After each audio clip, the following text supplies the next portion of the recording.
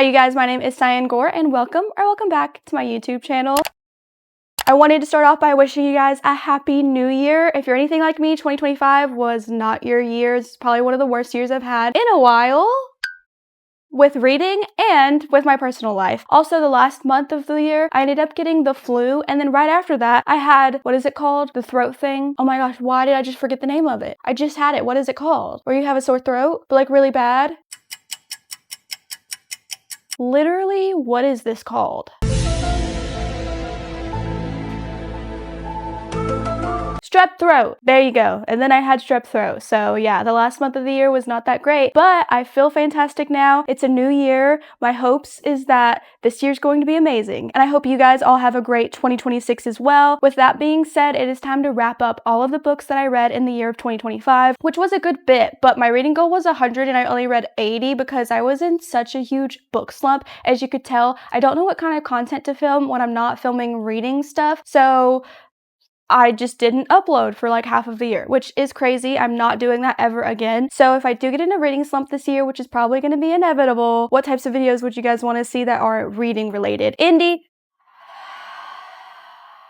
Yeah, as you can tell, the triplets are here. Hopefully, hopefully it's nap time. I think it's nap time for you too. Is your sister gonna take a nap too? Okay. Yeah, you're just gonna have to excuse them. This is their home and I'm just a guest, so they get to do whatever they want, I guess. I'm the owner of this house. I've seen other people do their yearly wrap up by tier ranking them, which I think is a great idea. We're gonna get into it. We're gonna tier rank all of the books that I read in the year of 2025. First off, let's go through all of the tiers that I have. The first one is Bury Me With These. These are books that I cannot part with, even in the afterlife, if there is one. I want these books to go with me. So you're gonna have to bury me with these. Right below that we have I Like It a Lot. There's nothing else much to be said. I like it a lot, but not enough for it to go with me. Next up, we have It's Okay, which of course speaks for itself. Below that, I have I Read These, which it's because I forget a lot of books, but also because maybe it wasn't memorable, but at least it wasn't memorable in a bad way. So it has to be an okay book, you know what I mean? Then below that, we have My Eyes. My eyes! And then below it, another meme, Burn It. Burn it. What?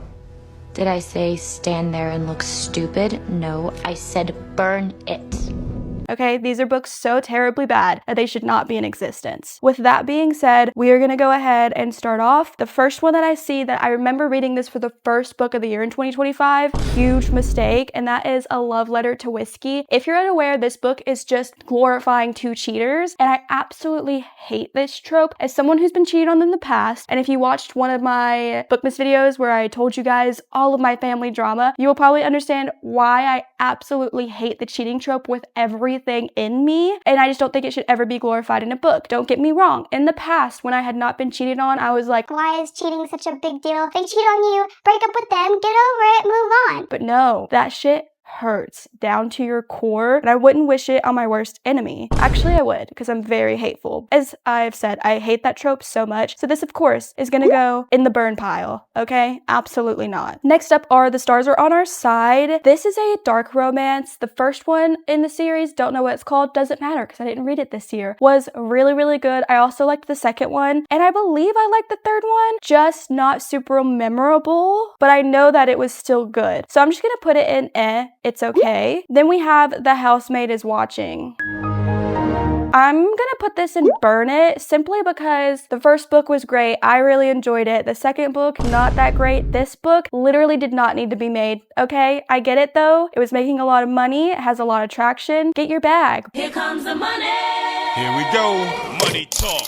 Here comes the money. But not for me. Then we have Iron Flame. I like this a lot, but those books, I don't know what it is, okay? There's something about those books where I cannot read them unless I'm really in the mood, and I'm not part of the huge fan base that is just absolutely obsessed. Best fantasy in the world. I just like them a lot. But again, not the most amazing. Next up is Cruel Seduction by Katie Robert. This is going in that I read these because this is part of a series. I did like the first, I want to say 3 or 4 of this series. This whole series is based on different gods in Olympus. However, I think this series has like 9 books to it. This one was probably like book number 5 or 6, I think. And it's just way too overdone. They're very similar, but if you want fun, smutty books that has, you know, Dark Olympus and gods and stuff, you would enjoy it. But I think the series is just overdone. done. We have Deep End by Ali Hazelwood. I'm gonna put this in the it's okay, just because I know that she has done way better than that. Next up is The Crash. I really did not like this one that much, so I'm gonna put it in my eyes. I remember it just being pretty slow and boring. Another thing that I didn't like is that she's pregnant and she keeps hearing her baby's voice in her head somehow. The narrator would do like a little baby voice, so it would be like, Mama, don't do that, please. absolutely not. Next up is Unloved. Ooh, I kind of want to put this in Bury Me with these. Hear me out. This is a severely underrated hockey romance series. I loved the first one, loved the second one. They are my favorite hockey romances that I've read. Have I read that many? No, but I fear this one is just so good that I want you to bury me with it, simply because no one talks about it and it's better than any other ones I've read. So yeah, it's going there. Or should it? No, we'll just keep it there, okay? I'm not gonna think too much about this. Famous Last Words. I'm gonna put this in my eyes just because this book had such good promise. The premise was very good, but it was so slow. And honestly, I wish I just wouldn't have wasted my time with it. Next, we have First Time Caller. I liked this book a lot. This book is really, really good. It's a super cute, very rom-com feely. It's just one of those where I think I'll remember it for a while. And then we have Out of the Woods. I think I liked it a lot at the time, but it is pretty forgettable. So do I put it in I read this, or it's okay? I think I'm just gonna do it's okay. Don't think it was necessarily needed. And also the first one, Out on a Limb, was just a lot better. Then we have, Jesus, I cannot read that. Glow of the Everflame. I think this is the second one in this series. I know a lot of people don't like this because they say that the main female character is very annoying and naive, but I like the series. Do I think it's one of my all-time favorite fantasies where like I immediately wanted to pick up the rest of the series? Not really, so I'm just gonna put it in it's okay. Then we have Scythe and Sparrow. Okay, this is another where I'm like, I read this because it was okay, not my favorite, and kind of forgot what happened. There's a carnival involved, right? Go, Kylie, go. Good job, Kylie. You're doing amazing, sweetie. Okay, next up we have these three. These are novellas. They're part of like a Valentine's Day collection. Each one is a novella written by a different author. I know the first one by Christina Lauren. I actually really liked it a lot. No, I didn't. Yeah, I'm gonna put it in it's okay because it was a cute premise. It was like every year on Valentine's Day, there are these two people that they anonymously wrote emails to each other. And it was because one Valentine's Day, there was an accidental mix-up where they thought he was sending the email to someone else, but it happened to be her because they go to the same college. And then they ended up realizing who was sending the emails, and it was really cute for novella. And I could have read an entire full-length novel written in that kind of format. It was cute. And the same goes for Worst Wingman Ever, I think is what that says. You guys, I need glasses, but I just haven't gotten them because first off, when I went to the eye doctor, they didn't want to take my insurance and said it was going to be $900 for contacts. I think not. And keep in mind, I only need it for one eye. I'm sorry, but no. And like that was their mistake because I have full coverage and I've never paid that much for contacts in my life. So yeah, I just stopped wearing them, which was bad. But now I have new insurance, so I probably need to go. But then again, like I've seen enough. Nobody asked. Anyways, yeah, this one is Worst Wingman Ever. I'm putting that in I like it a lot because that one was so freaking cute. It's about a guy who he's trying to wingman for his brother, I believe. Again, Valentine's Day. To do so, he like writes a note and he puts it on what is supposed to be his brother's girlfriend's vehicle, but it ends up being a complete stranger, and then they use her car to like write notes back and forth with one another because he works at the complex that she lives in. So that's how that situation unfolds, and it was so cute. And again, I could read a full-length novel about this scenario. Then we have Sally Thorne, Rosie and the Love and what?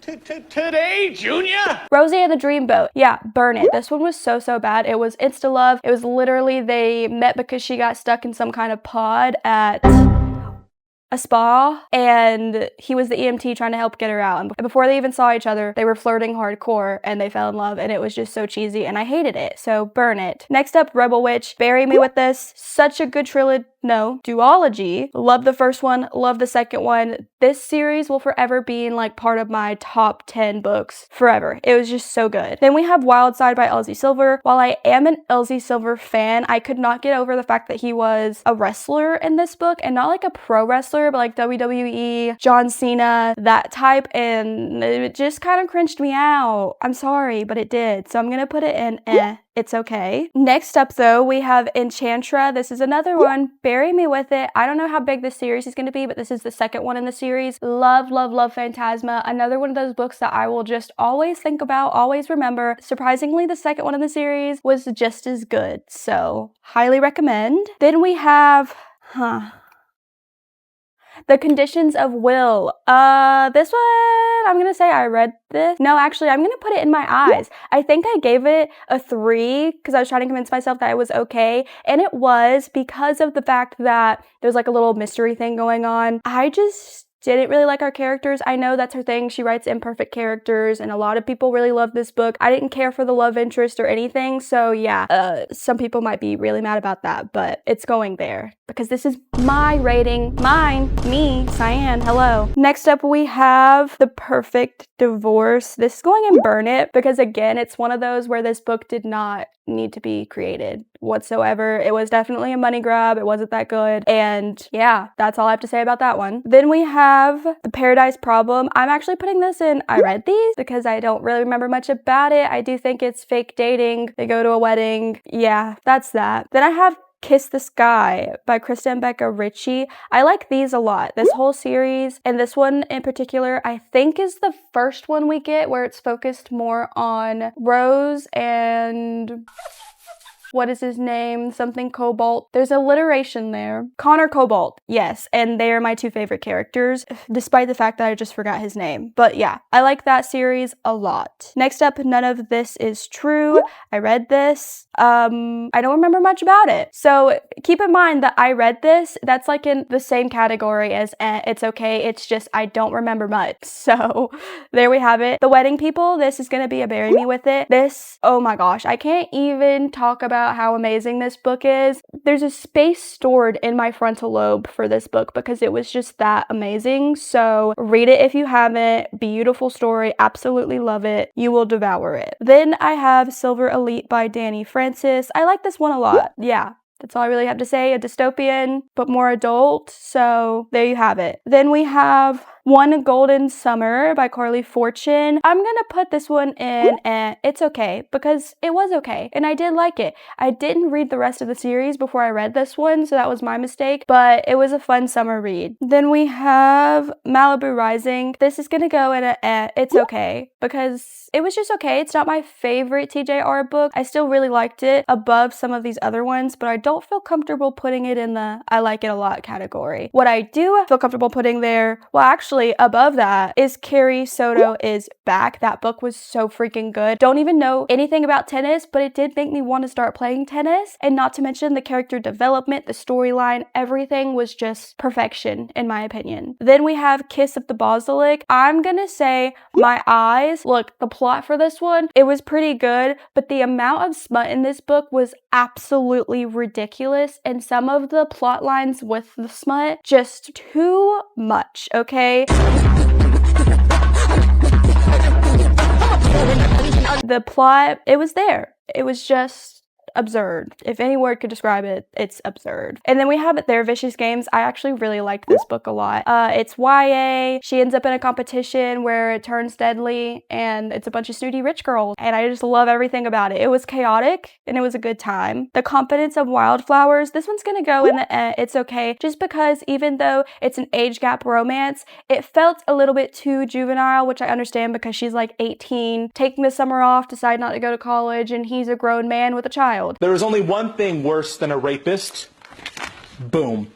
a child. No. Her point of views and just how young she felt, I couldn't get past it. I can do it if it's an age gap where she's freshly 18 but very mature. However, she was not. But I will say, sometimes they make 18-year-olds too mature in books, and hers rang true. I feel like even though I'm calling her juvenile and everything, when you're 18, you kind of are. And that's how she was. So at least it was realistic, but again, the age gap, just not my favorite thing when it comes to that. So then we have Our Infinite Fates. I think this one is just okay. The premise of this one was very, very cool. It's about these two people that throughout history, every single life that they live, it is like his fate to go find her and kill her. And it was very interesting, but it did get a little bit repetitive and move a little bit slowly at points, but I liked it. It just could have been better. Then we have Death's Obsession. This is just like a short little smutty read, and I honestly forgot that I read it, so it's going there. We have The Favorites. This is an ice skate romance. I liked it, but it was a little bit drug out, so I'm gonna put it in it's okay. Then we have Kill for Me, Kill for You. Again, I'm putting that in I read this because I don't remember reading this. Okay. Then we have Rewind It Back. I like it a lot. Was it the best in the series? No, but I love Rio as a character. I think it was a nice way to wrap up the series. I just kind of wish his love interest would have been a little bit more spunky like he was, but besides that, it was still pretty good. Then we have After I Do. This is an I Like It a Lot by TJR. Very beautiful, especially if you're someone who is married. It just put a lot of things into perspective. However, it's pretty crazy because as a married woman, if me and my husband were having problems, what we would not do is break up for a year and then come back together. Absolutely not. That would drive me insane. I would actually probably become a stalker. Hello. You? Then we have My Best Friend's Exorcism. I kind of want to put this in My Eyes because while this did feel nostalgic and I loved the vibes of it, the story just was a little cringy. So yeah. Speaking of cringy, let's put Cash in that same category. This one was so cringy. I didn't even want to finish it. Wish I didn't waste my time with it. I love small town cowboy romances, but for me, this one was just not it. Then we have the entire selection series. So I'm gonna put the first 3. Actually, I'm gonna put the first 3 in the it's okay category, and then the second 2, I think I'm gonna put that in just right below it. Just I read these because they were kind of forgettable. I do think I would have liked the series a lot better if I was younger when I read them. They're dystopian about this world where they have different class series and there's a competition, kind of like The Bachelor. So I like the first 3 because those are about our main characters, but then the second 2 are about their children, and I just didn't like it as much. I remember thinking like, oh wow, you're complaining because you're the heir to the throne. Come on now. But yeah, that's that one. Then we have The Bridge Kingdom. I liked this one a lot. That was such a good fantasy series. I need to continue it because I've only read the first one. Kind of forgot what it's about, but I remember really liking it, so it's going there. Then we have The Lamb. Oh wow, this is going and bury me with this. I never thought I would say that about a horror book, but this one was so dang good. It was beautiful. It was sad. It does have a lot of child abuse. If that's not your thing, definitely don't read it, but it was such a good horror story. Not necessarily because it was scary or anything, but it's just one of those where all the underlying themes are what made it super beautiful. So I really liked that one. Next up is Wild and Wrangled. I read this because I don't remember much about it. Sorry. Then we have A Killing Cold. Burn It. So boring. Almost fell asleep. Hated it. Enough said. We have Us Dark Few. I like it a lot. That was a pretty good one. The ending was pretty out there, but I need to read the second one because it was good. Then we have The Wrong Bride. Again, I don't remember much about it, but I think it's like a smutty, maybe mafia family, something along those lines. I think it was entertaining, but I just don't remember. Then we have How to Survive Your Murder. I'm putting this in I like it a lot because that was such a surprising read. It's got that Groundhog's Day where her sister ends up getting murdered and she's going back in time every single day to try to figure out who the murderer is, and it was done very well, especially because it's a YA. I really liked it. The plot twist was pretty good. I did see it coming, but still, it just really shocked me. So that's that one. Then we have Shield of Sparrows. This is another fantasy romance. It was a good one. I really did like this one. Not much else to say about it. And for Devaney Perry's first little dip into the pool of fantasy, I think she did a great job. Then we have You with a View. My eyes, boring, cringe, didn't care for it, don't remember much about it. Next up is Atmosphere by TJR. I like this book a lot. I really do. It's not my favorite TJR book, but it's up there. Then we have Nocticadia. I'm gonna put this one in It's Okay, because yeah, it was okay. A little bit cheesy, but it is what it is. Next up is Night and the Moth. Okay, yeah, bury me with this one. This one was so good. Loved the premise, everything about it. There's a little gargoyle that speaks and he's so rude and funny and I love him. So yeah, that one was another good one. Then we have Problematic Summer Romance. Putting that in It's Okay, because again, it wasn't one of my favorite Ali Hazelwood books. Another small little trope that I don't really like that much is when it's brother's best friend and they're so concerned about their brother finding out that they're dating and into each other, because I just think it's a little incest for your brother to care that much about who you're dating, okay? Unless he's a piece of shit. But if it's his best friend, why would he care, you know? So there's that one. Then we have The Compound. I'm gonna say again, It's Okay, because this book, the premise of it was so good, but the execution just wasn't there for me. Unfortunately, that happens a lot, but yeah, I still liked it. Then we have Older. I'm gonna put this in It's Okay, because I really did like it. It's another one of those age gaps. I used to love age gaps, but now that I'm getting up there in age, I say as I'm only 26, they kind of ick me out now, especially because, like, what does an 18-year-old have in common with a 36-year-old man, you know? I can do, like, if they're in their 20s or something, but 18? I think it also has to do with a lot of reflection on me and my life, and personally, I did not know who I was at 18, so I couldn't imagine being with someone that's a lot older than me. But that's just me. Then we have Sounds Like Love. I'm gonna put this in My Eyes. Okay, look, it wasn't terrible. I like Ashley Poston's first two books, but these last two just were not it for me. And unfortunately, I'm also not a fan of books that have music in them. And as you can tell by the title, this one's pretty heavy on that.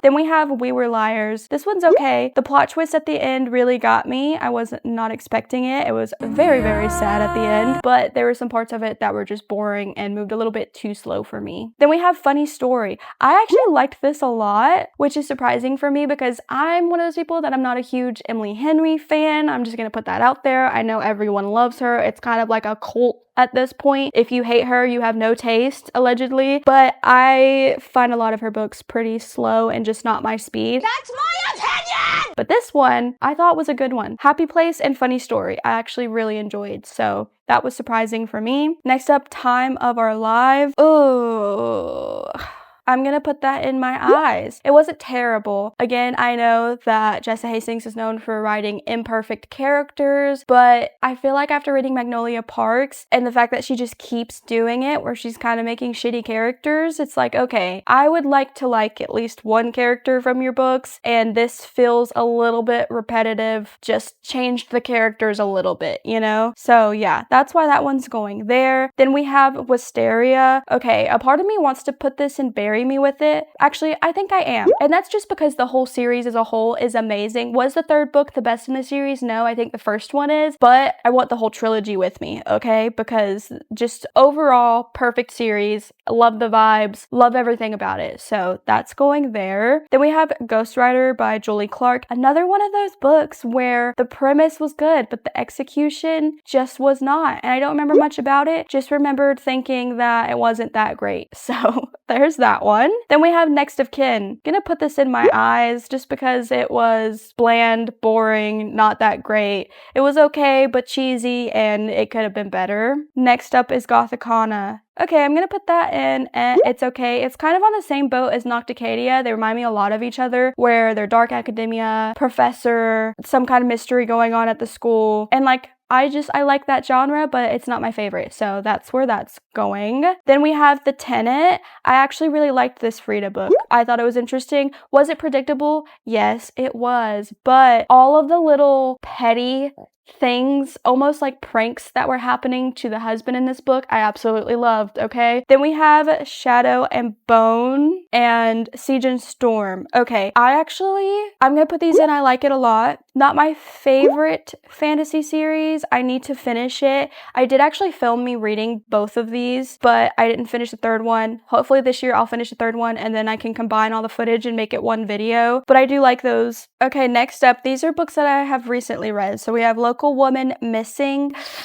I don't know where to put this. Ooh, I'm gonna put it in my eyes. It was just a really slow, in my opinion, and the plot twist at the end I thought was a little unbelievable, and I just didn't really have that great of a time reading it. So there's that. Then we have The Golden Couple. I'm gonna put this in I read these because I don't remember much about it, but I think it was okay. I am such a harsh critic when it comes to any thriller / mystery just because I really want to be shocked by the plot twist, and I almost never am. So unfortunately, yeah, that's how that is. And then we have A Flicker in the Dark. This is going in Burn It simply because from like chapter 1, I guess what the plot twist was going to be. Congratulations! Congratulations! Congratulations! Our character was literally so unbearable, which happens a lot in thrillers, but she was very unbearable. I could not stand her in that one, so it's going there. And also going in the Burn It pile, it's going to be Lessons in Corruption because look, while this was goofy and I read it fast and I had fun making fun of it, it wasn't good. It's again another age gap, but it's between a teacher and a student. She doesn't realize that it's her student. Fair enough, okay? She met him before he attended her classes, but the first like 4 days of school, he just didn't show up to class, and everyone knew that like this new heir to the biker gang throne was going to be coming to this school. And also, wouldn't you have roll call? So like, how did you not see his name and know, oh shit, this is my student? You're not very pretty, and you're not very bright. It just didn't make sense to me. Number 2, he is literally 18 and she's 26. I'm 26 right now, and I can tell you I would have nothing in common with an 18-year-old boy. Right now, in this day and age, are they the ones running around screaming 6, 7? I don't know. Is that a little bit younger than 18?